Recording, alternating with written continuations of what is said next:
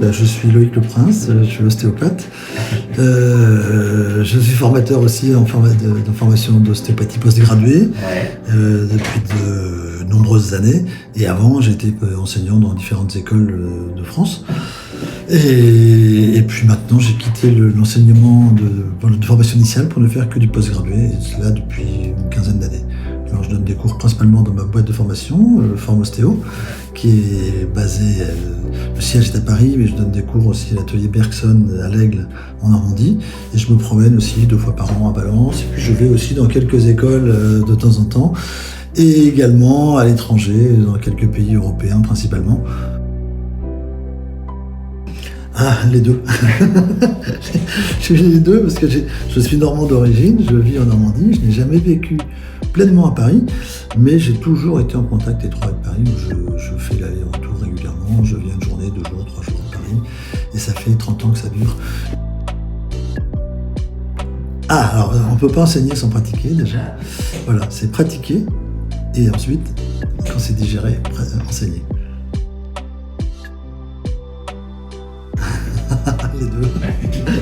Les deux. Il y en a un qui a plus connu, mais je me sens pas comme le petit prince Saint-Exupéry. Trust dans le steam point. Ah, voilà. C'est là tout le secret de la technique. Okay.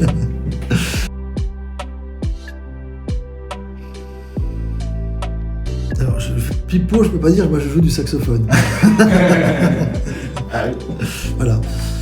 La MRP, c'est difficile pour moi d'en parler. Je n'utilise pas le MRP. Okay. Je ne pourrais pas dire qu'il existe avec cette étude et ni qu'il n'existe pas. Voilà.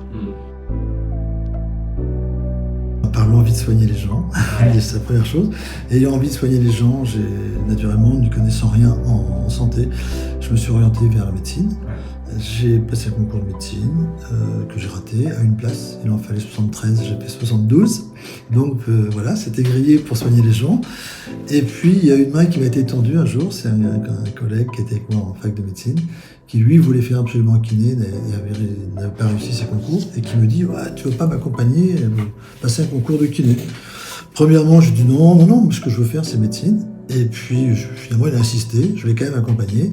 Et j'ai eu la chance d'avoir reçu ce concours à Rouen, en plus dans une école gratuite. Donc c'était un magnifique cadeau.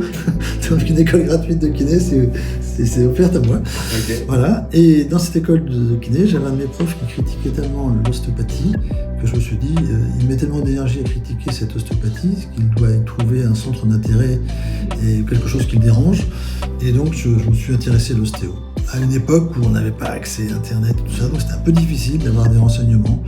Et puis j'ai commencé à trouver une école anglaise qui venait en France. Et puis voilà, je suis inscrit. Je n'avais pas encore fini mes études d'ostéo, j'étais déjà inscrit. Et puis après j'ai fait ostéo. Puis dès le premier cours, j'ai dit c'est ce que je voulais faire, sans même savoir que ça existait. Donc voilà, je suis parti faire ça. Et puis voilà, après ça a été l'histoire de ma vie, ostéo, et puis ostéo toujours. Et voilà. C'est comprendre les patients, trouver des déséquilibres dans les tissus, réharmoniser ces déséquilibres pour que le patient puisse faire son autorégulation. Tout simplement. Oui. Moi, je ne soigne pas, je lui donne des corrections pour qu'il puisse faire le travail.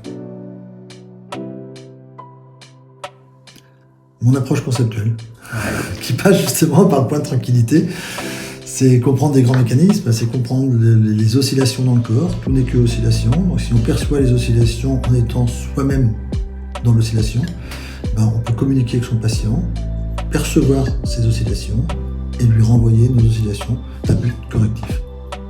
Oui. Voilà, c'est aussi simple que ça, et aussi bien en structurel, en viscéral, en crânien, en tissulaire. C'est une généralité ostéopathique pour moi. Travailler beaucoup. Ok, pratiquer. Pratiquer.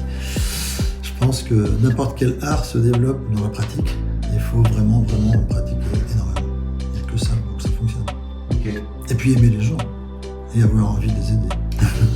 La base. Ça, c'est la base. C'est la base. Ouais. Mais c'est tellement évident que j'allais oublier. Ostéo, il faut lire style, et c'est évident. Ok. Parce que style, alors bien sûr, c'est plein d'allégories, c'est un peu ancien, mais il faut le lire avec l'œil de l'acceptation de l'écriture ancienne. Mais par contre, il y a une philosophie derrière style qui est admirable et qui est vraiment le fondement de l'ostéopathie. Pour moi, il n'y a pas d'ostéopathie sans la philosophie derrière.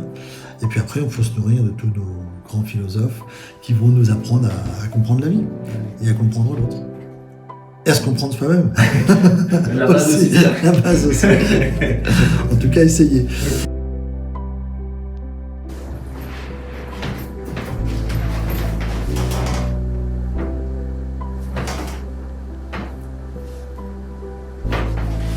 Voilà.